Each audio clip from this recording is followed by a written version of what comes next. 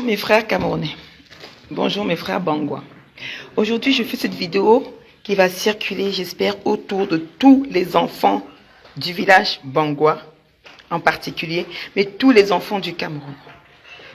Je suis au Mali et je rencontre beaucoup d'entre vous qui ont décidé de partir en aventure.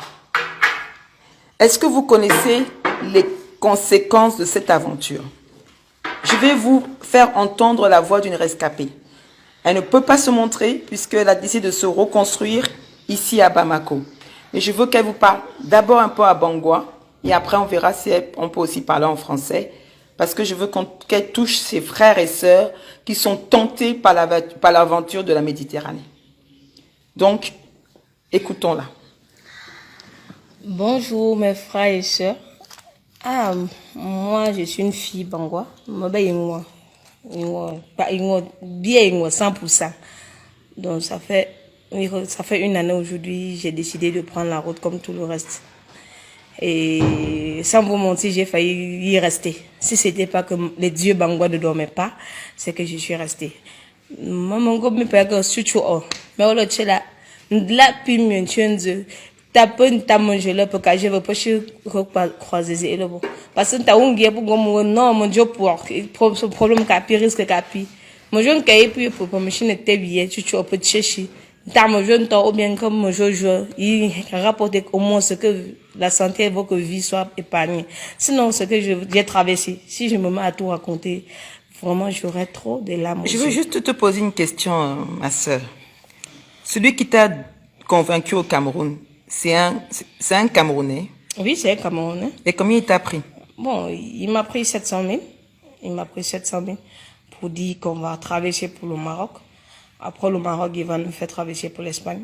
Et c'est là, il nous a lâché après une semaine. Après avoir arrivé au Maroc, on a fait une semaine. Après une semaine, bon, n'importe qui, c'est chacun pour soi. Il ne répondait plus au contact. Mais j'ai des Camerounais aussi au Maroc. Vous n'êtes pas regroupés tous ensemble? Bon, nous étions 4. On ne nous a pas présenté d'autres Camerounais. Et ça s'est passé comment au Maroc? C'était le calvaire. Dans des bois, dans des chauffards, on a vraiment traversé le pire. La police derrière toi, les Arabes derrière toi, cherchaient à te violer, te puiser. On nous a vendu même moins cher. On nous a vendu moins cher, franchement. C'est Dieu qui nous a épargnés. Nous étions 2 restants. Dieu sauvé. Les autres, je ne sais pas où ils sont jusqu'à présent. Et l'autre a été décédé qu'on a envoyé son corps au Cameroun. Un bazar.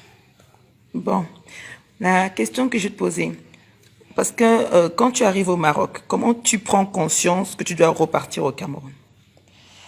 Vu les tortures qu'on nous avait fait subir, puisque nous, on nous avait logé, c'était vraiment la merde. On ne pouvait plus supporter, on était là à attendre. On dit non, c'est parce que le moment n'est pas encore approprié. Il y a une nuit qu'on a tenté de traverser. Ce jour, on a failli perdre la vie.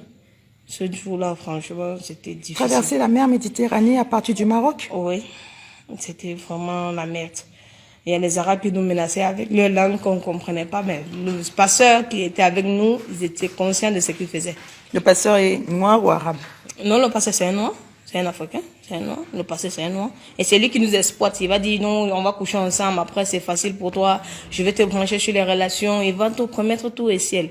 Quand il aura tout, il va tout te dépouiller, il va te laisser dans la vie. Et c'est lui encore qui envoie la police vous chercher. C'est le même passeur qui part vous vendre à la police pour qu'il vienne vous chercher pour amener. Pour aller donner comme esclaves dans d'autres pays. J'en ai risqué gros. Quand nous sommes arrivés en Libye, c'était le comble. Et qu'est-ce qui s'est passé en Libye? En Libye, on nous a demandé de signer des papiers qu'on devait nous faire envoyer en Europe. Mais après avoir essayé de nous abuser plusieurs fois, pas une fois, pas 2 fois, et parfois on a succombé à la tentation, parce qu'on croyait peut-être voir le meilleur venir. Mais c'était pas le cas. Et là-bas, c'était vraiment encore plus pire parce que les Libyens n'ont pas de tolérance. Pour eux, les Noirs sont des animaux. Pour eux, ils sont là pour chasser les Noirs. Ils sont pas là parce que il n'y a pas de relation en fait. Quelqu'un est avec toi, ça veut dire qu'il cherche comment faire pour te tuer derrière. C'est comme ça qu'on nous a eu là-bas et on a pu s'échapper pour la Mauritanie. Et je me suis retrouvée au Mali comme je suis là. Donc voilà, on va pas rester très longtemps parce que c'est un témoignage très douloureux. Mais j'invite les frères africains à combattre chez eux. Quand nous venons ici au Mali, c'était pour voir les réalités. Nous sommes venus pour voir comment on doit aider les Camerounais à se libérer. Par quel chemin on doit faire pour montrer à Ngongo qu'il arrête de signer n'importe quoi et qu'il dise aux Camerounais que Paul Biya est mort.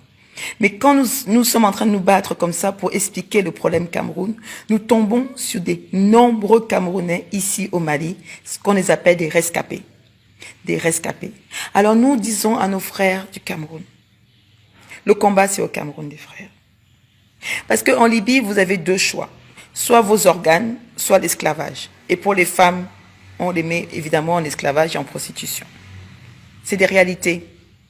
Ce n'est pas une lubie. C'est pas parce que d'autres ont réussi. Oui, à l'époque, beaucoup réussissaient. Et on les appelle aujourd'hui les beaux ailleurs.